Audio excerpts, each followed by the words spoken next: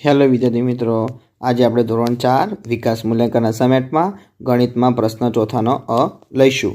એમાં શું કહે છે, માગ્યા મુજબ ગણો। એમાં પ્રકરણ 12 છે। એમાં પહેલામાં શું કહે છે કે સરવાળો કરો। તો અહીંયા પહેલો છે કિલોગ્રામ અને ગ્રામમાં। ચલો આપણે આનો સરવાળો કરીશું।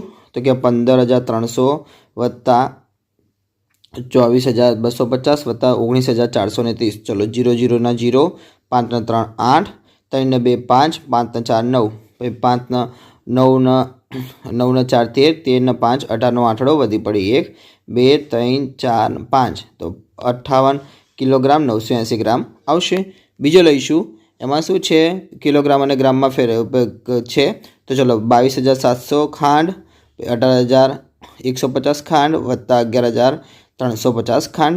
ચલો આપણે આનો સરવાળો કરીશું। તો કે 0 0 ના 0 જ, પછી 5 5 10 ની પડી 0 વધી પડી 1, 7 ના 3 10 ને 11 ને 12 નો બગડો વધી પડી 1, 8 ને 2 10, 11 ને 12 નો બગડો વધી પડી 1, 2 3 4 ને 5, તો કે 52 કિલોગ્રામ 200 ગ્રામ જવાબ આવશે।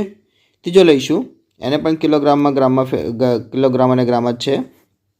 તો 13,280 બાજરી, પછી વત્તા 21,350 બાજરી વત્તા 17,120 બાજરી। ચલો 0 0 ના 0 જ આવશે। પછી 8 ને 2 10 ને 5 15 નો પાંચડો વધી પડી 1, 3 ને 2 5 ને 1 6 ને 1 7 આવશે। પછી 7 ને 3 10 ને 1 11 નો એકડો વધી પડી 1, 2 3 4 5, 5 ના 5 આવશે। તો 51 કિલોગ્રામ 750 ગ્રામ આવશે।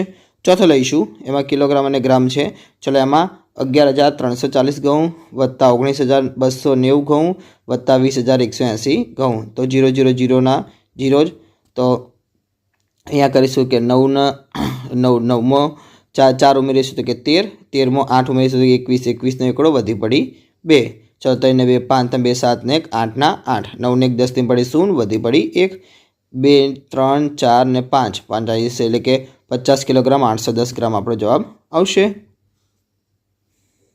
બીજો લઈશું। એમાં શું કહે છે, બાદબાકી કરો। એમાં પહેલામાં શું કહે છે, કિલોગ્રામ અને ગ્રામમાં જ જે રીતે પેલું હતું એ રીતે અહીંયા બાદબાકી કરવાની છે। ચલો 41,380 ખાંડમાંથી 27,290 ખાંડ બાદ કરવાની છે। ચલો 0 0 ના 0 જ, 8 માંથી 9 ના જાય એટલે 10 કો લેવો પડશે। તો 3 ચકીન 2, 8 ચકીન 18, 18 માંથી 9 જાય તો કે 9, 2 માંથી 2 જાય તો 0।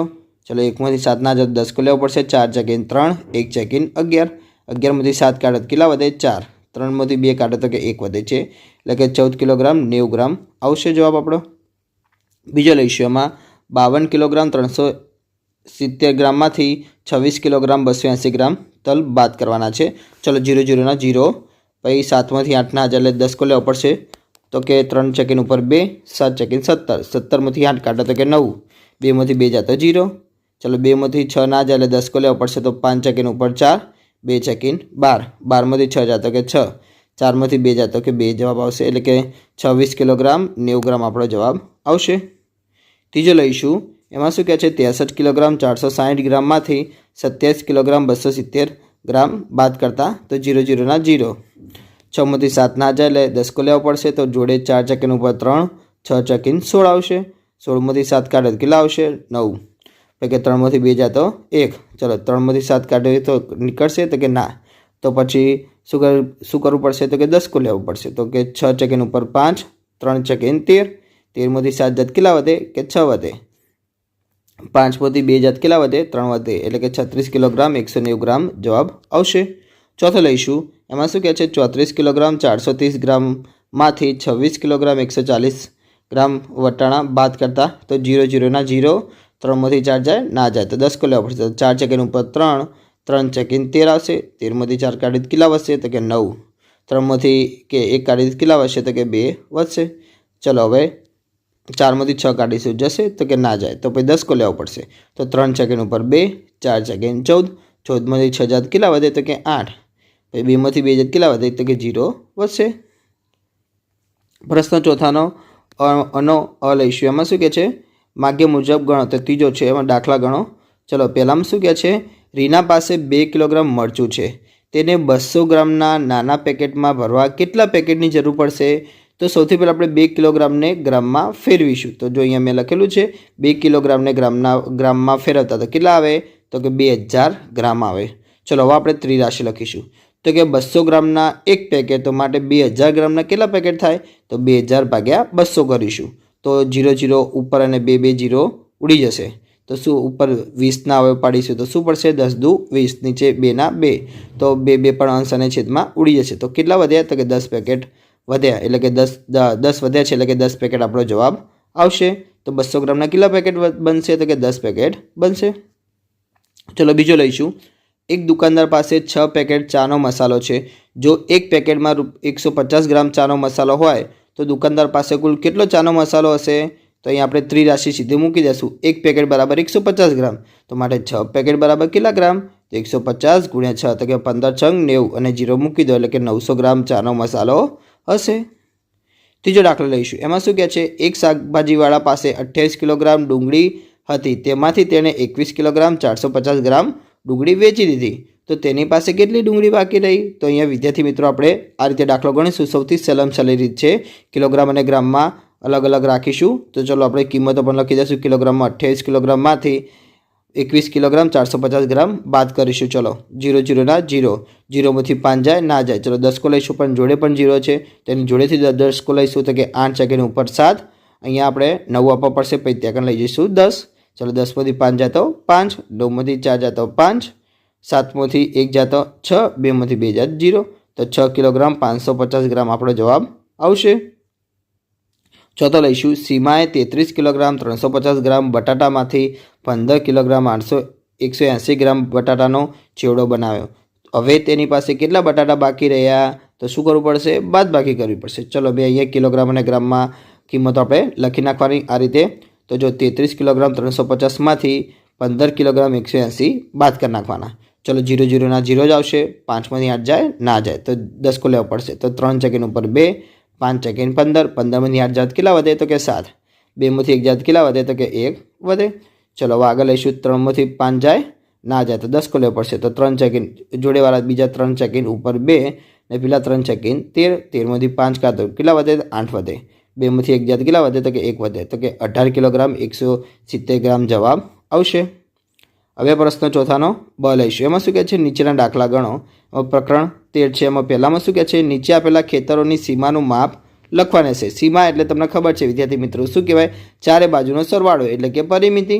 तो चलो पहेलो छे तो कि सीमानुं माप तो अहींया तमने माप आपेला ज छे तो मैं अहींया लखेलुं छे देखाय छे सीमानुं माप बराबर चारे बाजुनो सरवाळो तो बराबर 11 + 18 + 18 + 11 + 18 + 18 बराबर जवाब आवशे 94 मीटर। बीजो लईशुं एनो पण सीमानुं माप शोधवानुं छे तो चलो चारे बाजुनो सरवाळो कर देशुं तो चलो 14 + 18 + 10 तो किलो जवाब आवशे 42 मीटर जवाब आवशे। त्रीजो लईशुं एमां पण चारे बाजुनो सरवाळो करवानो रहेशे तो आपणे करीशुं। चलो 5 + 4 + 6 + 6 + 11 + 10 आवशे। चलो आपणे एनो जे सरवाळो करीशुं किलो मळशे तो कि बराबर 42 मीटर मळशे। चौथो लईशुं एमां पण चारे बाजुनो सरवाळो करवानो छे तो 8 + 17 + 25 + 17 बराबर 67 मीटर जवाब मळशे। चलो बीजो लईशुं एमां शुं कहे छे नीचेना खेतरोनी सीमानुं माप शोधो तो आ रीते शोधवानुं छे। तो पहेलो एटले के सीमानुं माप तमने खबर पड़ी गई एटले के चारे बाजुनो सरवाळो चलो करीशुं एटले के 6 + 5 + 6 + 5 तो जवाब आवशे 22 मीटर। बीजो छे तो कि सीमानुं माप एटले के चारे बाजुनो सरवाळो करवानो छे चलो करीशुं 4 + 5 + 7 + 6 तो जवाब बराबर जवाब आवशे 22 मीटर। तीजो छे सीमानुं माप एटले के चारे बाजुनो सरवाळो तो करीशुं 6 + 4 + 7 + 6 बराबर 23 मीटर जवाब आवशे। चौथो लईशुं एमां पण सीमानुं माप एटले के चारे बाजुनो सरवाळो तेनुं करीशुं। चलो 3 + 2 + 3 + 3 + 6 + 5 तो बराबर 22 मीटर जवाब आवशे। तीजो लईशुं एमां शुं कहे छे नीचे आपेला ચોરસમાં आच्छादित भागनी सीमानुं माप शोधवानुं रहेशे। चलो आच्छादित भाग तमने आपेलो छे विद्यार्थी मित्रों तो ए रीते सीमानुं माप कीधे शोधशो तो विद्यार्थी मित्रों हूँ तमने समजावुं छुं जरा ध्यान आपजो। तो सौथी पहेला ऊपर मैं 2 लखे छे 2 केम लखेला छे कि आजुबाजु 2 खाना छे तो उपरलानी किनारी वात करी छे एटले के सीमानुं एटले के चारे बाजुनी वात करी छे तो ऊपर 2 खाना तमने देखाय छे तो 2 लखी नाखवाना। चलो पछी आपणे जमणी बाजु वळीशुं તો નીચે આવીશું એટલે કે એક જ ખાનું છે તો એક લખી નાખવાના. પછી પાછું આમ વરીશું એટલે પાછું એક ખાનું હોય તો ત્યાં એક લખી નાખવાના. પછી પાછું નીચે વરીશું તો 2 આવે તો ત્યાં 2 લખી નાખવાના. પાછું નીચે જઈશું તો નીચે વિદ્યાર્થી મિત્રો જો 4 ખાના છે, તમને 4 દેખાય છે આ બાજુથી તો 4 લખી દેવાના. ચલો પછી ડાબી બાજુ આવીશું તો કે 2 છે. પછી એની ઉપર જઈશું તો કે 1, એની ઉપર જઈશું તો 1. તો ચારે બાજુનો સરવાળો કરી નાખવાનો તો કેટલા થશે? 2 ને 1 3 ને 1 4, 4 ને 2 6, 6 ને 4 10 ને 2 12, 13 અને 14 તો 14 જવાબ આપણો આવશે. બીજો લઈશું. બીજામાં પણ આવી રીતે કરી દેવાનું. જો વિદ્યાર્થી મિત્રો મેં ચારે બાજુ લખેલા છે 1 1 1 2 4 1 1 1 1 ને 1. તમારે આ રીતે લખી નાખવાના છે. તમને જે બાજુ જાઓ ને એ બાજુ તમને જેટલા ખાના દેખાતા હોય ને એટલા ખાના લખી નાખવાના. તો અહીંયા જો ચલો આપણે સરવાળો કરીશું તો કેટલા થાય છે? 1 2 3, 3 ને 2 5, 5 ને 4 9, 10 11 12 13 14 આપણો જવાબ આવશે. ત્રીજો લઈશું. ત્રીજામાં પણ વિદ્યાર્થી મિત્રો આ રીતે જ કરવાનું છે. એમાં જો તમને ઉપર એક જ દેખાય છે એટલે 1 લખવાના. જો પછી જમણી બાજુ નીચે વરીશું તો કે 2 આવશે. પછી પાછું જમણી બાજુ 2 વરીશું એટલે કે પાછા 2 આવ્યા. પછી નીચે આવીશું તો 1 આવે. પછી નીચેલા તો તમને ખબર છે 3 ખાના દેખાય છે તો 3 લખી નાખવાના. પછી આ બાજુ ઉપર જઈશું ડાબી બાજુ એટલે કે 3 જ દેખાય છે ત્યાં પર 3 લખી નાખવાના રહેશે. ચલો આપણે સરવાળો કરીશું તો કે 3 ને 3 6, 6 પછી ઉપર 7, 7 ને 2 9, 9 ને 2 11, 12 આપણો જવાબ આવશે. ચોથો લઈશું. એમાં પણ આ રીતે જ કરવાનું વિદ્યાર્થી મિત્રો. ઉપર જો 2, પછી જમણી બાજુ નીચે ઉતરીએ તો કે 3, પછી પાછું આમ આડું વરીએ તો 1, પાછું નીચે ઉતરીએ તો 1 જ દેખાય છે. પછી આપણે સૌથી નીચે દેખો 4 દેખાય છે. પછી આ બાજુ 1, પછી પાછું ઉપર વળીએ એટલે કે 1, પછી ડાબી બાજુ ઉપર જઈએ એટલે કે 3 દેખાય છે. તો બધાને શું કરી દેવાનો? સરવાળો કરી દેવાનો. ચલો 2 ને 3 ને 2 5, 5 ને 6 7, 7 ને 4 11, 11 ને 1 12, 12 ને 1 13, 13 ને 3 16 એટલે કે 16 જવાબ આવશે. વિદ્યાર્થી મિત્રો તમને મારો વિડીયો ગમ્યો હોય તો ચેનલને લાઇક, શેર અને સબસ્ક્રાઈબ કરવાનું ભૂલતા નહીં.